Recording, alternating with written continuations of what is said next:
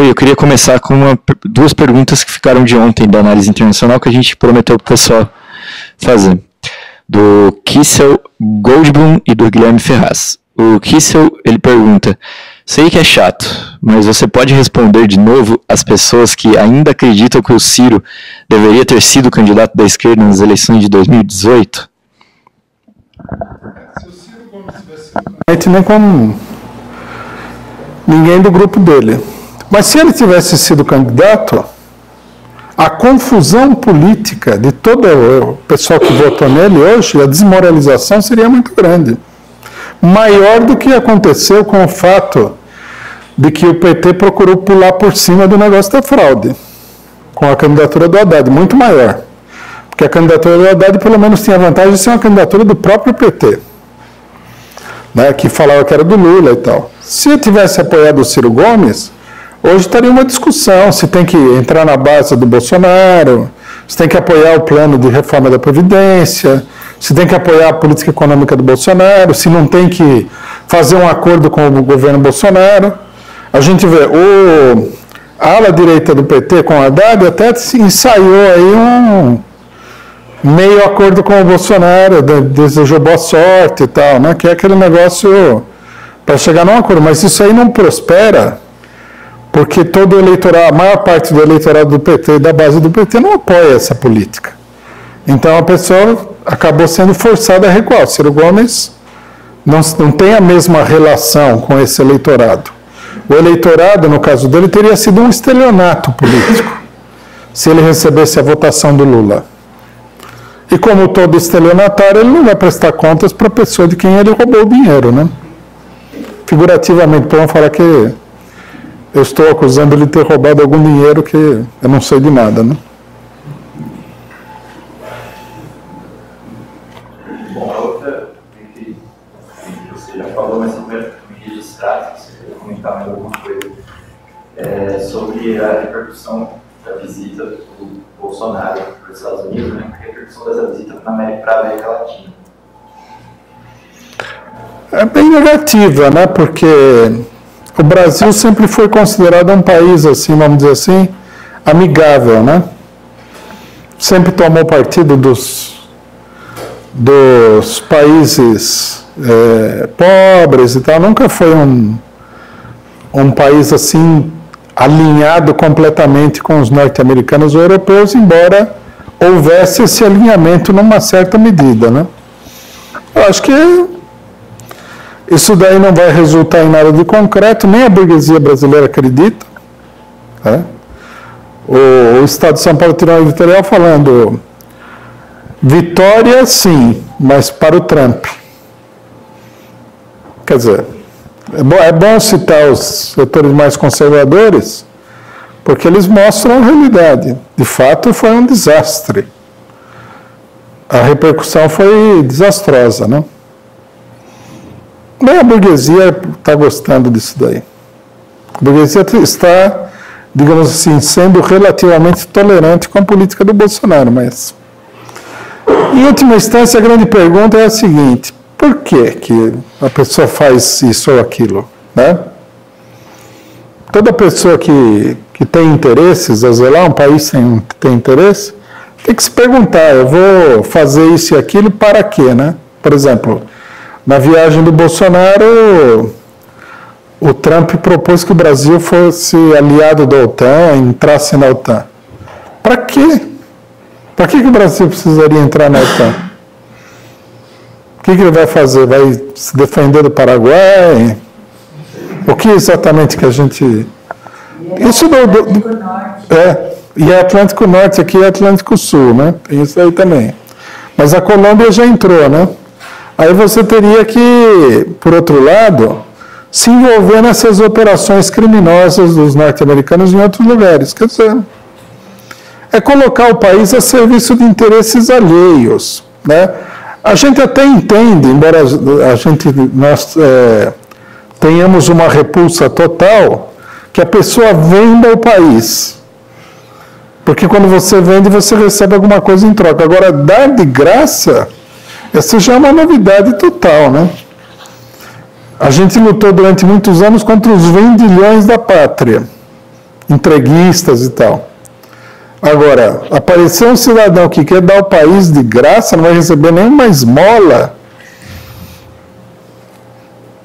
Isso daí é uma coisa totalmente nova, né? Não me parece viável isso.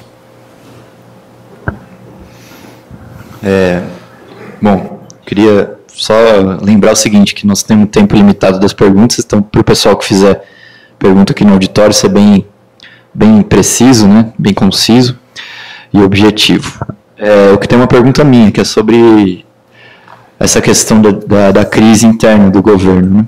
Do regime. O Mourão está calado, parece que ele não falou nada, está só observando. E no caso do STF tem o general, que é o cara que manda lá no Toffoli, né? Os generais, eles estariam de qual lado aí? Ou na verdade não é bem assim, o negócio é mais... Isso é fácil de responder. O que o Toffoli fez? Exatamente, quer dizer, os próprios generais estão meio que deixando Bolsonaro...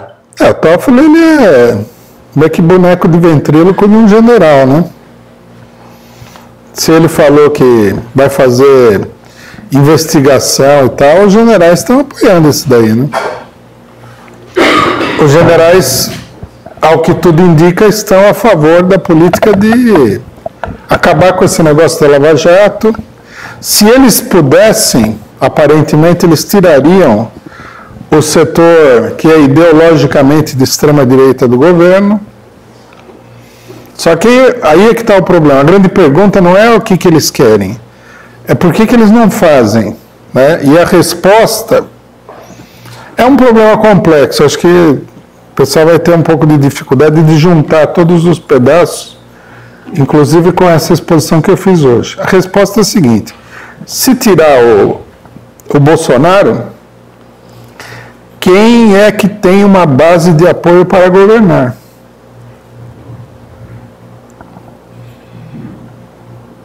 Esse é o problema. Como a burguesia está sem opção no momento, e a crise é muito grande, eles são obrigados a manobrar com o governo Bolsonaro.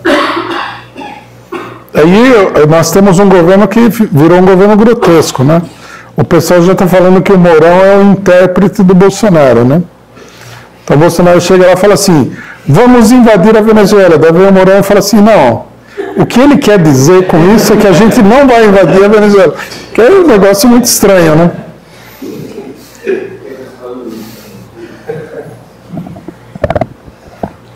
Boa tarde, meu nome é Ivan, né?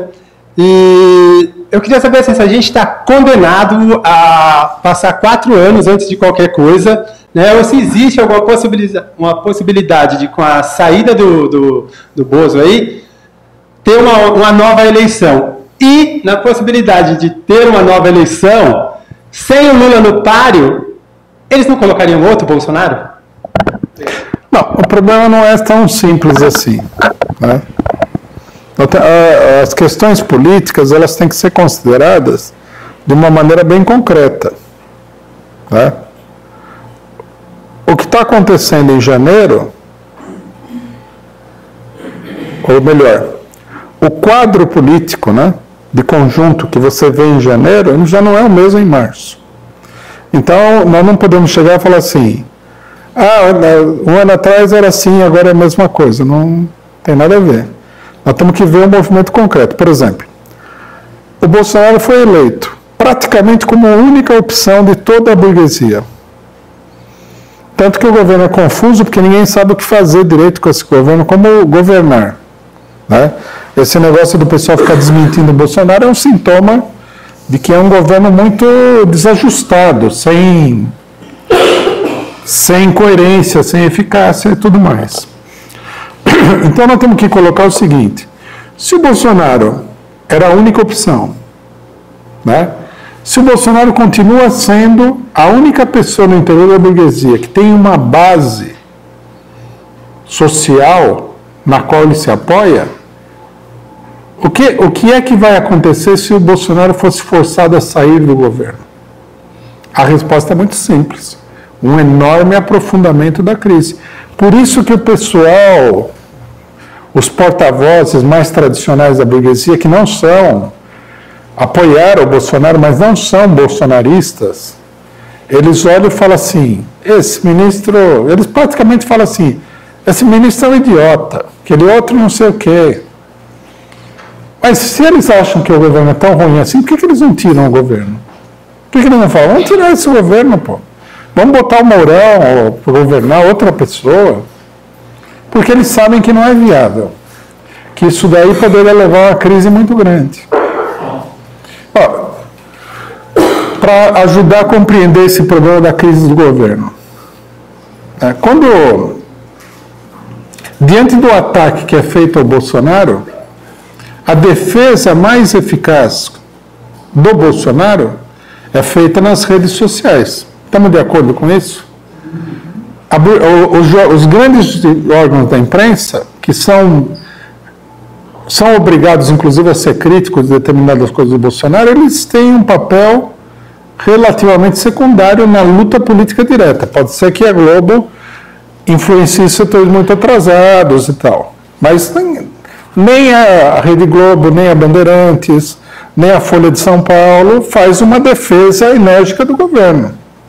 Eles não consideram viável isso daí. Tá certo? Quem faz a defesa enérgica do governo, o que é? A base do governo, porque esse governo tem uma base. Né? E é uma base relativamente ativa, está aí o tempo todo, já conseguiu cargos no parlamento, tem uma influência no judiciário, esse negócio todo. Agora, você imagina que entre um governo que não seja apoiado nem pelo pessoal que é a favor do Lula e nem pelo pessoal que é a favor do Bolsonaro. Vamos parar um minutinho para pensar como é que seria esse governo. Seria difícil, né? Imagina o governo levando tinta porque não aprovou tal e tal medida contra a corrupção e levando tinta porque aprovou a reforma da Previdência e vai levar tinta de tudo quanto é lado e não vai ter ninguém para defender o governo, não é? Esse é o problema do governo Bolsonaro. Então, o que acontece? Se o governo Bolsonaro caísse agora, a crise, ia lá em cima. Aí você fala isso, daqui a 6 meses a pessoa chega e fala, caiu o governo Bolsonaro e não aconteceu nada. Mas 6 meses depois, a pessoa teve tempo de reestruturar, de aprovar uma série de medidas, de recompor a base. Não estou dizendo que vai acontecer. São essas possibilidades que acontecem na política. O que nós temos visto é o seguinte, a burguesia minou o governo do PT, levantou a extrema-direita contra o PT. Ao levantar a extrema-direita, eles criaram a facção de extrema-direita na política nacional, o bolsonarismo. Colocou o governo Temer, esse governo afundou como uma pedra. Aí fraudaram a eleição, colocaram o Bolsonaro. O Bolsonaro está aí numa situação muito delicada. Nós temos que acompanhar essa evolução. Nós estamos no meio de uma crise muito grande. Se eles não conseguirem montar um plano para controlar isso daí, o que vai acontecer é que o governo vai cair e vai ser substituído por uma enorme crise institucional. Porque até você montar um grupo capaz de governar, que tem apoio, é muito complexo. E eu acho, inclusive, o seguinte, que o governo caindo, né, ou digamos assim, os setores mais à esquerda, junto com a direita, dão apoio ao novo governo, isso também não vai se sustentar. Isso aí é muito importante. Quando caiu o governo Collor, o Itamar Franco era um zero à esquerda. Ele não tinha absolutamente nenhuma base para governar. O Collor ganhou do Lula também numa espécie de fraude eleitoral. Então, o Lula tinha uma popularidade imensa. O Collor foi derrubado por uma crise interna da burguesia, mobilização de rua e tudo mais.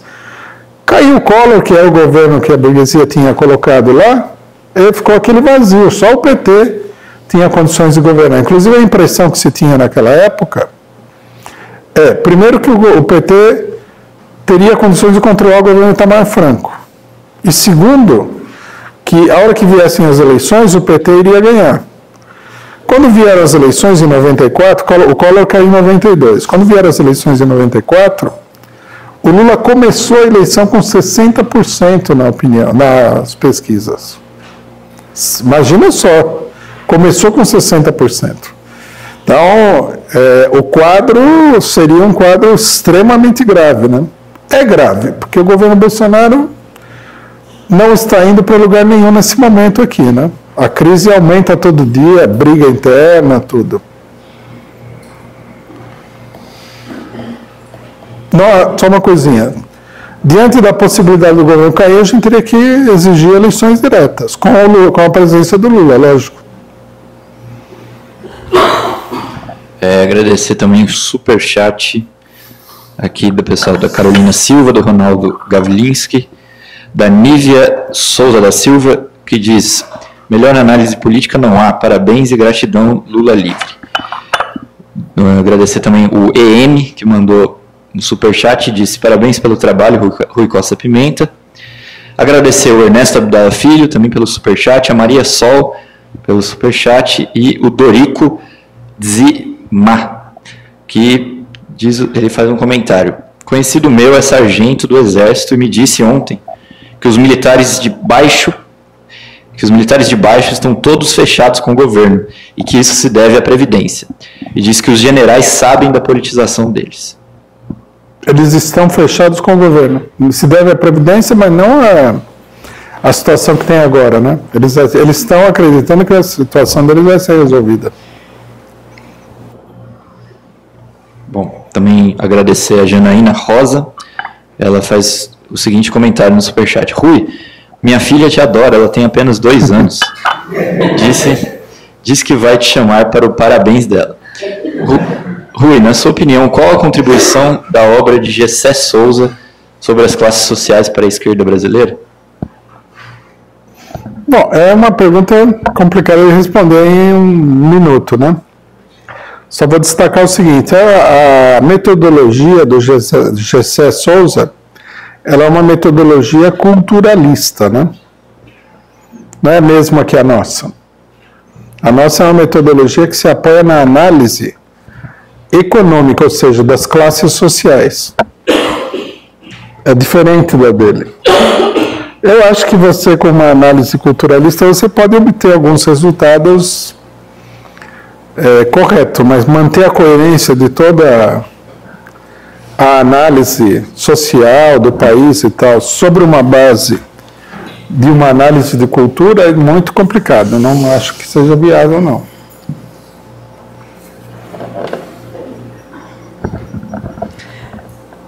Na plenária Lula livre, me parece que o Stedley disse que se haver a invasão lá da Venezuela e que se a reforma da Previdência for aprovada, que o capitalismo vai respirar por mais um tempo. Qual a sua opinião sobre essa afirmativa dele? Não acho que nenhum dos dois fatores tem uma incidência importante sobre o capitalismo em geral. O que pode acontecer é que, sendo aprovada a reforma da Previdência, o governo adquira algum equilíbrio. Mas eu diria que até isso, nesse momento aqui, é duvidoso, porque a reforma está muito comprometida também. Né? É de se notar o ceticismo da burguesia em relação à reforma da Previdência. A maior parte dos analistas, por isso a gente precisa ler a opinião da classe dominante para ver o que eles estão vendo, porque eles têm muito mais. Eles é que têm as rédeas da situação, nós somos a parte oposta, né? Então eles falam assim: se a reforma da Previdência for aprovada, será um primeiro passo no sentido, quer dizer, 4 meses atrás era assim: a reforma da Previdência é a salvação da pátria. Agora já é um primeiro passo no sentido. O que eles querem dizer com isso, né? Interpretando a frase, é o seguinte: se o governo não conseguir dar nem o primeiro passo, vai afundar rapidamente. Quer dizer, já a reforma da Previdência já não é para recuperar a situação econômica do Brasil. Seria uma demonstração de que o governo é capaz de seguir num caminho que pode levar a uma solução capitalista da crise. Agora, a Venezuela, a invasão da Venezuela, eu acho que não. A invasão da Venezuela é uma coisa muito crítica. No quadro atual, a invasão da Venezuela poderia ter um resultado explosivo para os países latino-americanos, inclusive o Brasil. Por isso que a gente vê que a opinião de todos os setores capitalistas importantes é contra a ação militar na Venezuela. Veja bem, a posição do alto comando das Forças Armadas brasileiras, né, e da burguesia de conjunto, não é que o Brasil não deve participar de uma invasão da Venezuela. É a de que não deve haver uma ação armada na Venezuela, nem dos Estados Unidos. Notaram a diferença? Que a gente poderia se confundir sobre a posição. Não, vocês querem invadir, invade, mas nós não vamos participar. Não. Na reunião do Grupo de Lima, o Mourão foi lá pessoalmente e fez aprovar uma resolução contra os Estados Unidos, dizendo o seguinte, que na Venezuela a questão deve ser levada por meios diplomáticos e econômicos e não por meios militares. É uma resolução que os brasileiros propuseram de caráter geral. Agora pergunta, por que o Mourão, os chefes militares, a imprensa capitalista, os grandes capitalistas, não querem invadir a Venezuela? Eles não têm amor nenhum pela Venezuela, não é? É que eles sabem, né, isso daí está muito evidente na colocação deles, que o custo de uma invasão da Venezuela não sobe para o Brasil diretamente. Para a estabilidade política da América do Sul e provavelmente de todo o continente americano, é muito alto.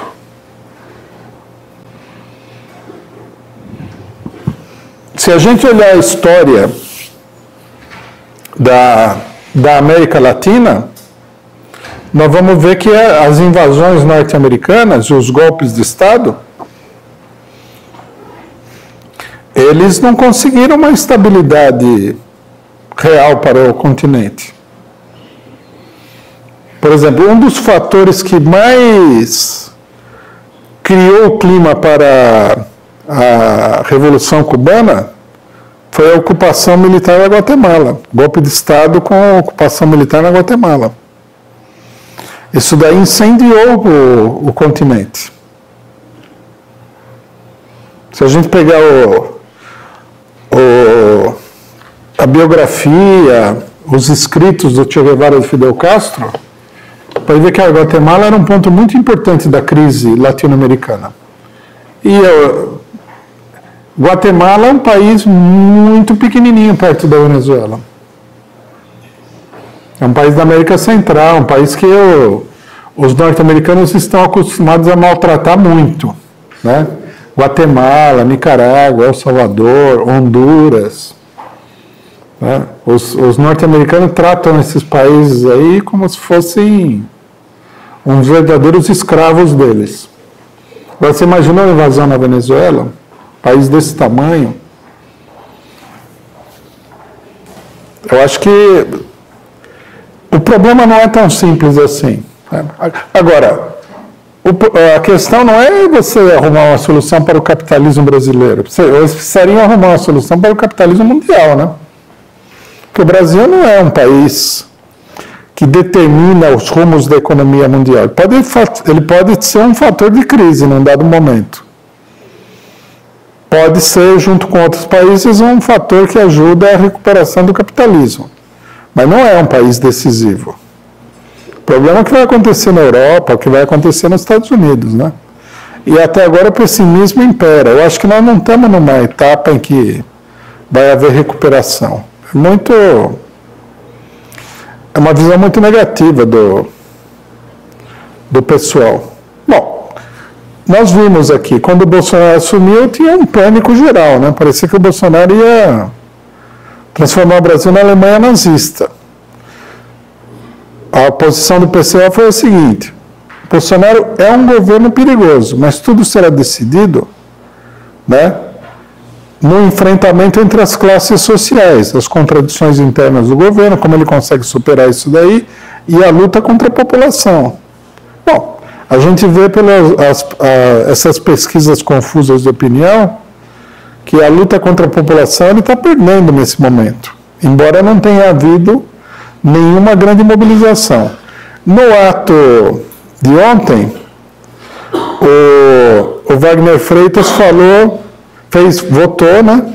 Fez uma votação para o pessoal levantar o braço quem era a favor da greve geral, que foi unânime. Se houver uma greve geral expressiva no Brasil, o governo vai ficar mole que nem uma geleia, né? Também tem esses detalhes. Mas é o tal negócio, tudo depende do desenvolvimento dessas lutas, né? Da luta interna no governo, dos acontecimentos internacionais e da luta entre a burguesia brasileira e o povo brasileiro, principalmente a classe trabalhadora brasileira. Ele falou.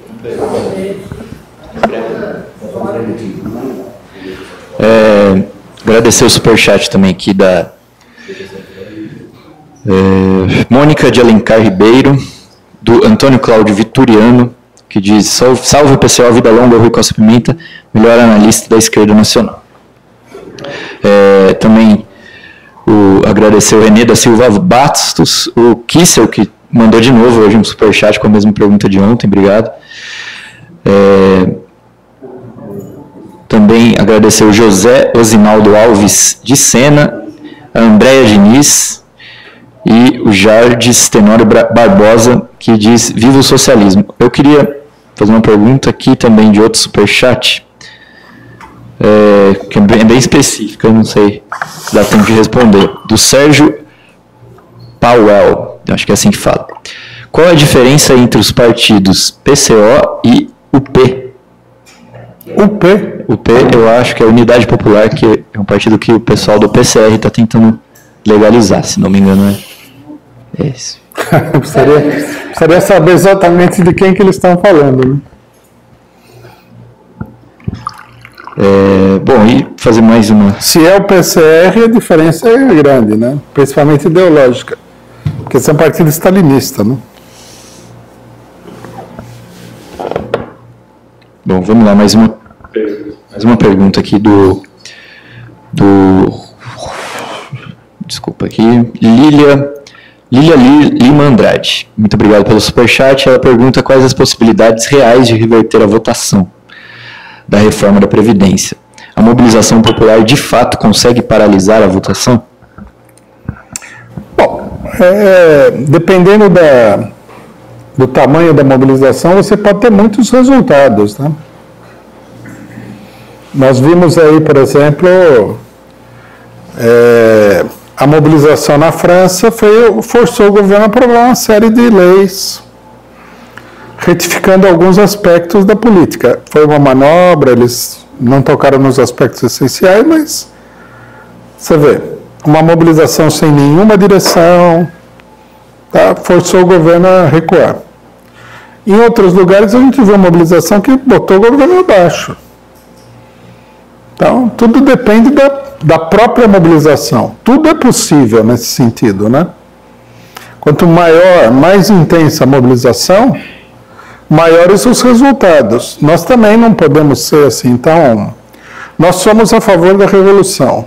Nós queremos a derrubada revolucionária de toda essa porcaria que tem aí. Né? Não é só o Bolsonaro, não é todo o capitalismo, tudo. Mas nós sabemos que a vida é feita de uma série de etapas. O livro tem vários capítulos, né? Nós não vamos ficar insatisfeitos com o resultado parcial que permita avançar daqui para frente. Então, eu acho que tem que investir na mobilização com a confiança de que quanto maior a mobilização, quanto mais profunda ela for, maior vai ser o resultado, e que o resultado é plenamente possível, sim. Não vamos nos confundir sobre isso, não. Ficar sob uma impressão errada. É possível. O governo está numa situação difícil, a situação da rejeição popular ao governo e a reforma da Previdência é muito grande. Essa é a matéria-prima para trabalhar, vamos trabalhar com isso. Né? 3 meses atrás o pessoal estava achando que tinha que sair do Brasil. Agora nós temos a possibilidade de acertar uma paulada na cabeça da reforma da Previdência e do próprio governo Bolsonaro. Vamos lá. Para mim, essa mudança já parece extraordinariamente boa.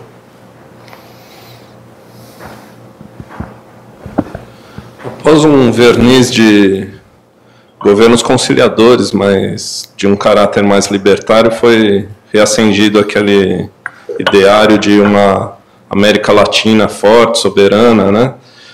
E que, via a doutrina do choque, sucessivos golpes, os Estados Unidos já enquadrou em colônia novamente, né?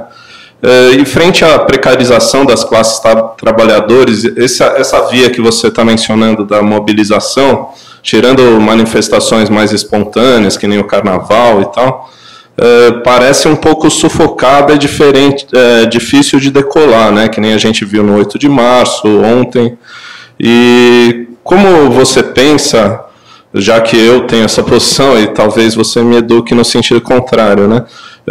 Uma radicalização de movimentos sociais que nem o MST, ou realmente a época não é revolucionária total, mas esse combate via guerra de guerrilha, uma radicalização que tem muita gente que acha que está latente para isso, que anseia por isso, estilo Sendero Luminoso, MRTA e tudo mais, FARC, para tentar combater essa doutrina do choque, que sobrou o bastião da Venezuela, mas já está bastante combalido também com essa sabotagem, né, norte-americana, estadunidense.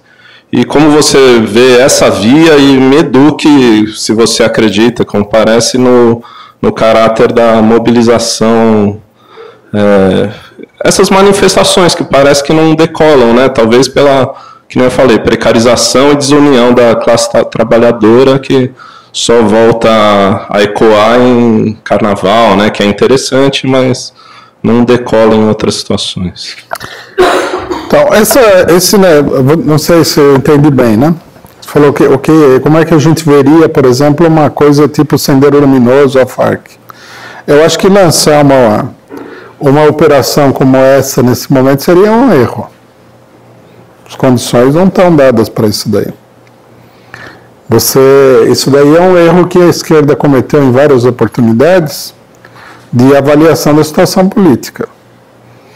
Né? Nós não temos aí nesse momento, uma mobilização em grande escala que colocasse o problema da tomada do poder diretamente. Como nós tivemos, por exemplo, na Revolução Russa de 1917. Tudo foi um produto, né, de uma ampla mobilização da classe operária, do campesinato e tudo mais. Se você for tentar fazer uma revolução sem que as condições estejam dadas, o que vai acontecer é que o aparato repressivo do Estado vai esmagar esse broto de revolução que brotou na hora errada, né? Então, acho que a gente não deve fazer isso aí, nós temos que trabalhar no sentido da mobilização geral da população contra o governo. Acho, inclusive, que é um erro que teria consequências bastante dramáticas nesse momento aqui. Então, embora não dê para discutir em profundidade aqui, mas dando a opinião. Agora, com relação ao problema geral da mobilização, eu acho que nós temos que ter uma visão concreta disso daí. Você nunca sabe, né, quando é que o acúmulo de crise, de insatisfação, vai ou pode se transformar numa mobilização geral.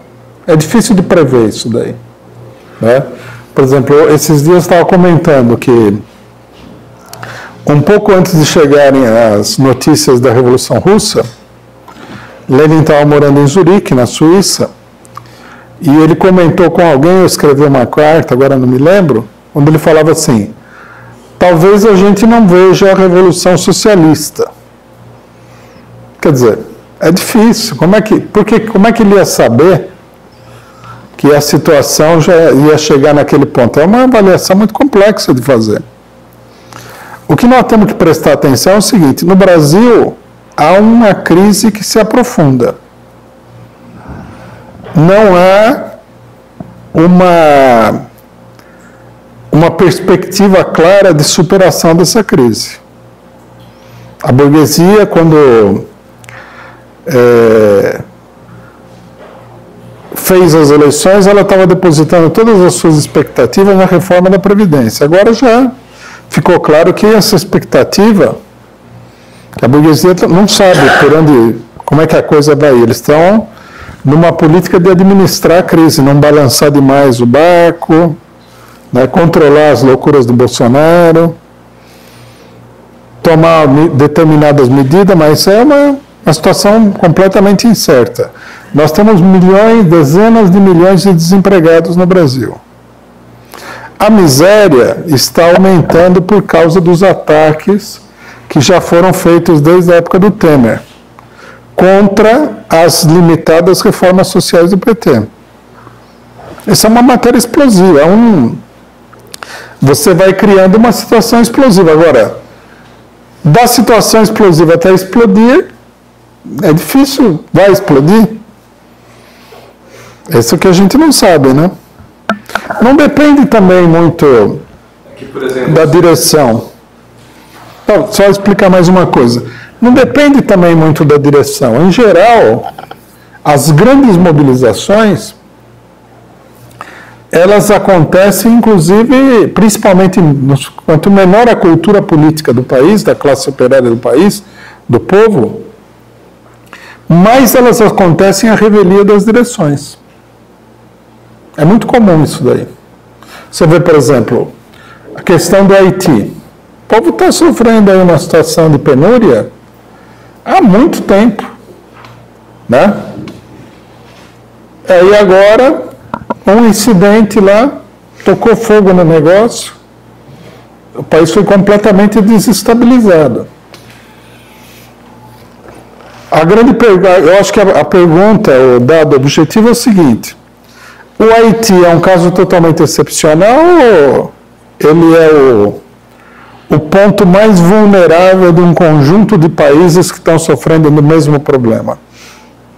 Eu tendo a optar pela segunda resposta. Quer dizer, Brasil, Argentina, Equador, Bolívia, tudo. Bolívia ainda está com o governo Evo Morales, que é um governo que mantém uma política social.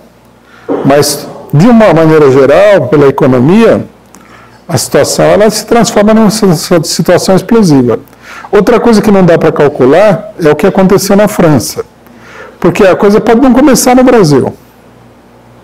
Nem seria mais natural que começasse no Brasil, embora seja possível que comece no Brasil, não está descartado. O normal é que a corda arrebente do lado mais fraco, não do lado mais forte. E a economia brasileira é a mais forte de toda a América Latina. Mas isso não impede que ela arrebente também. Por exemplo, tem que acompanhar a situação argentina, né, que é muito grave. E se na Argentina começar um movimento explosivo, vai contagiar a situação brasileira. Você vê, a gente tem que acompanhar todos os indícios que a situação oferece para a gente sentir. A política não é apenas um problema de um raciocínio lógico, embora o raciocínio lógico seja importante, né? Você tem que sentir, tem uma expressão que o pessoal usa, você tem que sentir o pulso da situação, né? Você tem que ouvir a música, né? Como é que ela está... Existe também a parte daquele negócio que você sente que é assim. Porque se você só for assim por uma cartilha, tais ideias e tal, é complicado. dá para sentir no Brasil que a situação evolui no sentido de uma radicalização, né? Tem um monte de informações aí, né? Tem o ato de ontem, tem o negócio que aconteceu na Bahia, que nós falamos aqui, tem mobilização de sem terra, tem mobilização de funcionários públicos, tem mobilização no ABC, os professores ontem aprovaram a realização de uma greve geral da categoria contra o Dória, tem um monte de coisa. Então você vai vendo assim, né, aquele panorama confuso que é difícil de você sintetizar, mas você vai sentindo que, né, é como se fosse um calor, como se fosse um ruído mais intenso, né? Às vezes você não está lá com... Você está em casa, tem alguma máquina funcionando, aí você escuta um barulho meio estranho e fala, isso aqui vai... O negócio vai pegar fogo aqui, vai... Né? É uma sensação, você não sabe o que está acontecendo. Na política tem muito disso daí. Então, nós temos que ir acompanhando, sentindo, medindo a temperatura da situação, sentindo o que está acontecendo. A nossa avaliação, enquanto partido, é que nós estamos praticamente numa situação de virada da situação. Né? Só mais uma coisinha aqui, dá a palavra para o companheiro Antônio Carlos. Nós vimos a situação, desde a época do golpe, ela fazia assim, ó, sobe, desce. Mas se a gente olhar bem de perto esse sobe e desce, nós vamos ver uma coisa que é comum, que é o seguinte: o sobe e desce ele é só uma aparência, porque se você olhar bem de longe, se você não tiver essa experiência de olhar uma coisa bem de longe, você não vai ver uma linha assim, você vai ver uma linha assim. Quer dizer, a crise ela está subindo. Se olhar bem de longe, você não vê a curva, você só vê aquele traço, né? E o traço da época da queda da Dilma para agora, tanto da crise do regime político, como da disposição da população, ele subiu muito a temperatura, nos dois sentidos. Então nós temos que acompanhar isso daí e trabalhar, né? Tem que tirar cartaz, tem que tirar panfleto, tem que fazer reunião, tem que fazer ato público e tal, para impulsionar essa situação que nós estamos vendo que é viável. Dois aspectos do que você está falando, pela direita e pela esquerda. O Reinaldo Azevedo, direitista, escreveu agora há pouco que o governo Bolsonaro, como ele foi eleito, já acabou. Que se ele quiser que se mantenha, ele vai ter que se reinventar, porque do jeito que os eixos que ele se propôs, etc. e tal, já não dão mais conta e que coloca o... É a reforma da Previdência. Exatamente. E pela esquerda, duas coisas. Primeiro que ontem as manifestações, e teve também a reunião do Diretório Nacional do PT. A imprensa burguesa estava fazendo uma campanha de que os governadores iam para a reunião do PT para aprovar um relativo apoio à reforma da Previdência, né? E aí a reunião terminou com a Gleice dando uma entrevista dizendo que quem votar na reforma da Previdência vai ser sancionado no partido, né? E aprovou uma campanha contra a reforma da Previdência, da maneira que o PT entende, com a frente parlamentar com a esquerda, mas finalmente aprovou uma política. Uma mudança. É uma mudança política. Bom, e também nos atos de ontem, até o companheiro Fernando, que pediu para acrescentar na pergunta, ele falou, o Rui falou que o Wagner aprovou a greve geral, mas ele aprovou dizendo que só se for colocado para votar, mas só que isso ele falou baixinho, o pessoal votou na greve geral, né? O detalhe, tanto que quando a gente explicou que tem que ter greve geral, né, não esperando os parlamentares, o pessoal apoiou e entendeu claramente o negócio. Então, quer dizer, os discursos ontem nos atos eram muito radicais, tinha Pelego falando de revolução, né? Cara assim, da CGT, sei lá, CST, etc. e tal, o que mostra a pressão. A Assembleia dos Professores foi muito grande, teve ato no ABC muito combativo, juntando os operários da Ford e da Mercedes, na passeata, né? O que mostra, inclusive, é o seguinte, que não depende, isso que você falou, que não é um problema que depende diretamente da mobilidade, da política das direções. As direções não provocaram essa mobilização, é muito claro aqui em São Paulo isso daí, que a mobilização, em boa medida, como aconteceu em vários momentos da defesa do golpe, foram mobilizações espontâneas. Não sei se é isso aí. Não, eu acho importante porque você capta a situação política por esses vários detalhes. Por exemplo, uma coisa que o companheiro falou que eu acho que é bem interessante para entender a situação política. Quando você vê um cara muito moderado pegar o microfone e falar em revolução, não é que ele está louco. Ele sentiu a pressão de algum lugar, ele está sentindo a pressão. Principalmente por ser moderado, ele tem uma tendência a sentir a pressão, porque o moderado é uma pessoa mais tímida politicamente.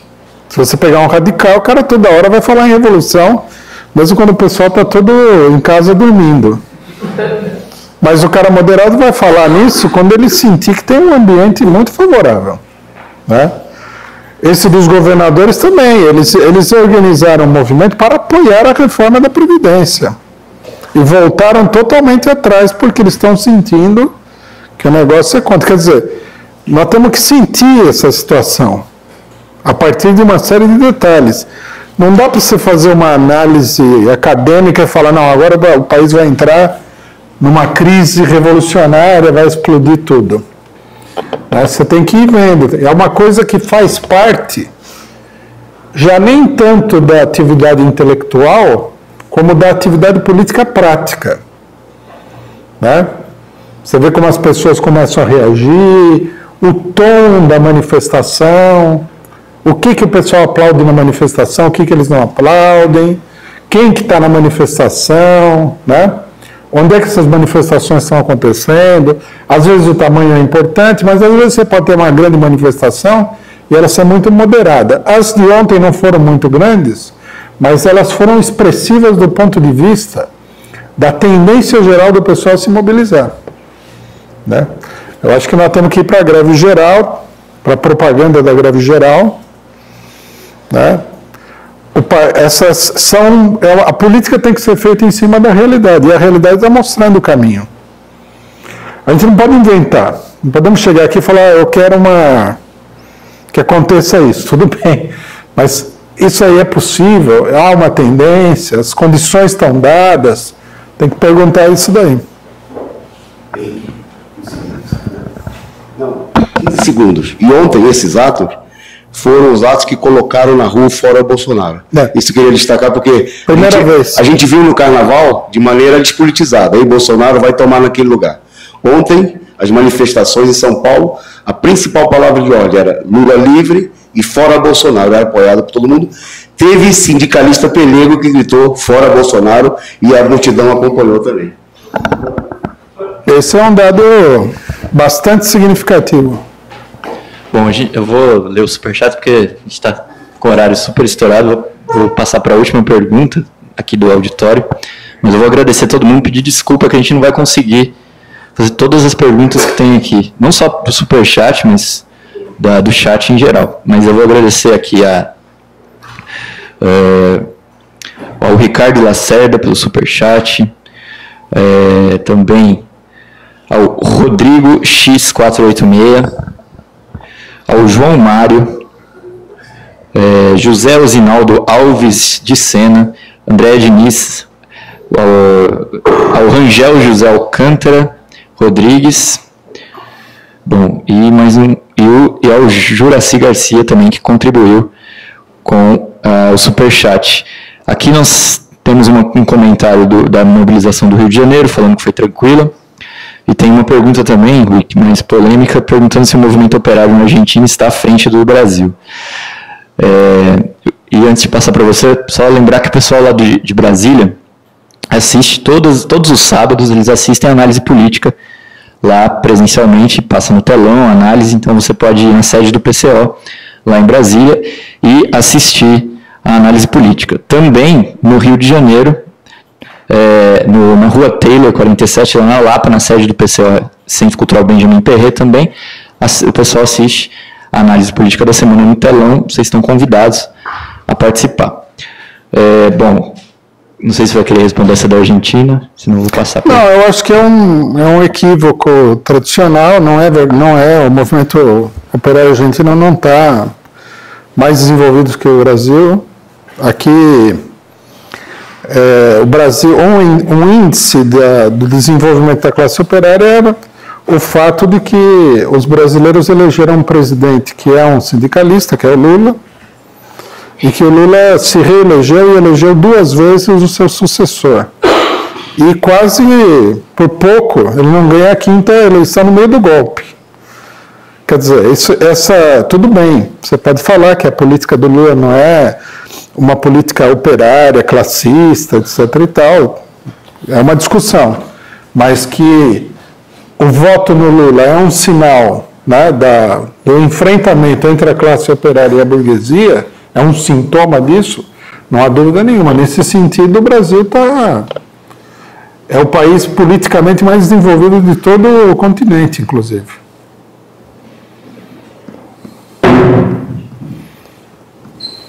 Boa tarde. Eu queria fazer só um adendo no que você falou antes sobre o equilíbrio, se for aprovada a reforma da Previdência, vai dar um equilíbrio. Para mim não ficou meio claro se é equilíbrio na parte governamental ou na parte econômica. E a outra é dentro da fala do Wagner. Porque que ele falou, não vi o que ele falou depois, mas no palanque ele falou: se aprovarem a reforma da Previdência, nós vamos fazer a greve geral. Mas aí já não seria tarde? Já seria meio uma missa de 7º dia. A se colocarem para votar.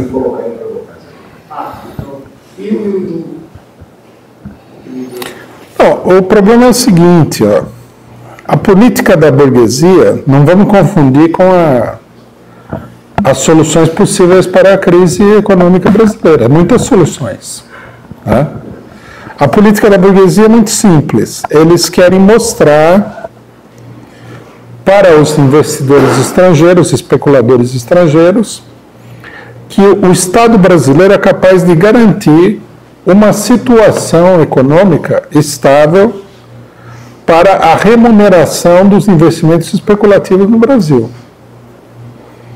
Então, se ele fizer a reforma da Previdência, ele faria uma economia, a princípio se supunha que seria bastante grande. Agora já está muito esvaziada essa perspectiva. E aí os especuladores olhariam e falaram assim: bom, isso aqui não vai acabar, pelo menos imediatamente, numa hiperinflação, o Estado tem condições de garantir os investimentos, se a gente usar dólares para comprar o dinheiro brasileiro, investir aqui, o governo vai ter os dólares para a gente retirar o dinheiro do país e gastar lá nos Estados Unidos, etc. e tal. Bom, o governo não está conseguindo fazer isso daí. Se ele não conseguir fazer, esse plano da burguesia vai naufragar totalmente. E o governo vai entrar numa instabilidade ainda maior do que ele já está. Né? Isso aí é muito importante. Há outras alternativas, lógico, porque senão, se essa fosse a única alternativa, é só a política do imperialismo que seria uma política viável. Em muitos lugares não estão fazendo isso. Você pode, por exemplo, conseguir um equilíbrio fiscal menos rígido, você pode descarregar a conta sobre a cabeça dos que têm dinheiro, você pode mudar o eixo da economia, da especulação financeira para o investimento industrial, tem muita coisa que você pode fazer. Mas essa é a solução que eles apontaram. Se o governo não consegue levar adiante, aprofunda-se a crise do governo. Se o governo consegue fazer, nessa altura do campeonato, fosse 3 meses atrás, né, a gente diria o seguinte: o governo abriu uma possibilidade para se estabilizar relativamente boa. Mas nessa altura do campeonato, a própria burguesia, não sou eu que estou falando, a própria burguesia fala: isso seria apenas um primeiro passo, porque ela já vê que o negócio não está saindo, é difícil, a crise avançou em cima do que eles já tinham proposto. Precisaria fazer mais ainda, precisaria fazer a reforma, fazer um novo ajuste fiscal, e assim vai, um monte de coisas. Né? Então, seria apenas um pequeno equilíbrio que o governo conseguiria. Quer dizer, para não cair de uma vez. Agora, se ele não conseguir nada disso, ele não vai cair. Quanto à greve geral, me parece meio estranho, né? Botar para votar depois botar a greve geral depois da votação é estranho, mas também a proposta do Wagner é se botar para votar, não fazer greve geral. Não, tem que preparar a greve geral agora, antes que coloque para votar.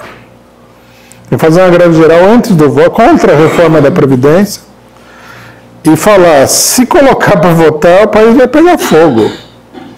A burguesia não entende, não vai atender aos pedidos de ninguém. Você tem que mostrar força, né? É isso que teria que se fazer. E também eu acho importante, seria preciso ter um programa positivo para a Previdência. Porque toda uma luta, e qual é a proposta da classe trabalhadora? Tudo bem, a gente rejeita isso daí, mas nós rejeitamos em nome do que está aqui. Já foram feitas umas 10 reformas da Previdência aí. A aposentadoria foi muito atacada desde do começo da crise. Então, os sindicatos, os trabalhadores teriam que ter uma proposta positiva. Quantos anos para se aposentar? Em que condições? Com qual remuneração? E, finalmente, mais uma coisa que é sempre importante de falar, porque o pessoal se perde. Para nós, para os trabalhadores, não tem importância como é que eles vão solucionar o problema da Previdência. Isso é uma discussão para os garotinhos neoliberais das universidades, que ficam lendo uns livros bestas aí, que dizem que a solução é essa e aquela. Arruma o dinheiro. Se o povo tiver para fazer uma revolução aqui, você pode ter certeza que eles arrumam dinheiro. Pode ter certeza absoluta. A gente não precisa dizer de onde o dinheiro vai sair. Até porque tem muito dinheiro por aí, né?